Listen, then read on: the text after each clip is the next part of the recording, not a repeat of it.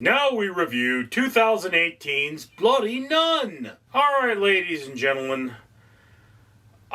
You guys know, for any of you who've been watching this channel for any length of time, you know I love me some terrible horror movies. And Bloody Nun looked like one of the most terrible horror movies I have ever seen. It involved a group of YouTubers investigating a haunted house supposedly inhabited by the poltergeist of a nun that was murdered. And, I mean, this is a Sean C. Phillips film. And I've never met the man personally, but I've known people who worked with him, and this is a guy who at least at one point made his money by conning people into giving him money to make a movie, making it for as little as possible and pocketing what was left over. I am told that there are now 3 in the Bloody Nun series. I have a copy of the second one. I've only seen the first. So, this movie is set in somebody's house. It's terrible. The effects are sad. And it's something that you probably could have been done by a high school film project. Really is. You know, the twist of this movie, I can't, of course, reveal that to you, but the twist is kind of silly. Before I go any further, let me remind you, look, I hurt my hand, and the bandage is a little bloody. Just try to live with it, okay? So, yeah, I mean, one of the things I really related to in this movie was the YouTubers, and I mean, I thought their performance was spot on. There were a bunch of YouTubers, like, there were the cheesy little guy YouTubers who were like, Oh, here's a YouTuber who's big and important. Let me try to get some of his fame. And they, like, literally at one point pretend that they're banging a ghost. And, yeah, I can see YouTubers doing that. They're dumb. They do stupid stuff. So, yeah, there was that. I mean, you know, the movie is just, it's a lot of running through a house and what can we do in a house and why don't you just leave? Because there's a prize at the end. It's kind of a done plot. There are other movies like this. Like, if you can survive the night in this house, I'll give you so many thousands of dollars, sort of a plot, sort of a thing. And it's like, yeah, you know, let's find out if, this place is haunted. And now we're motivated by making the money even though our lives are in danger.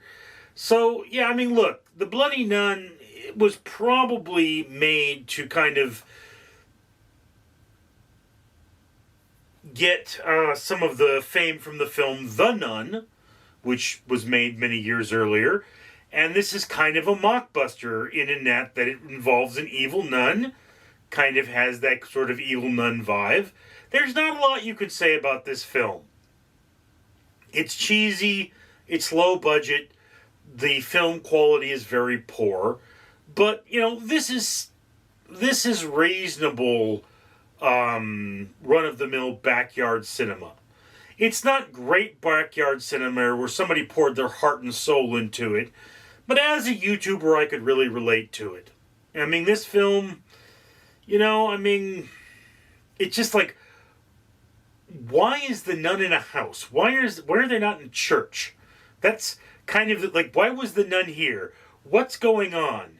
Why are these things happening? It's all a weak premise put together with a poor execution, and then, you know, it's just kind of there. It's just kind of there. Like many of the films filmed by these filmmakers, it's just kind of there. It doesn't feature the over-the-top and insane things that also often come along with these kind of grindhouse backyard films, but it is there. And it just being there means that it's not interesting enough to be a fans of the genre only film, and it's not good enough to be anything other than at the bottom of your watch list.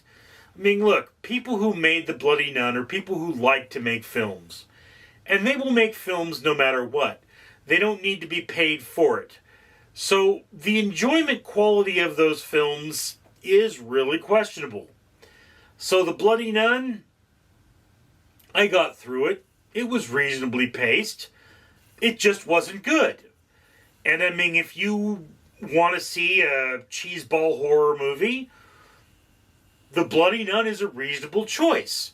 For the average viewer, this is just not going to be something you would enjoy, which is why I'm putting it at the bottom of your watch list.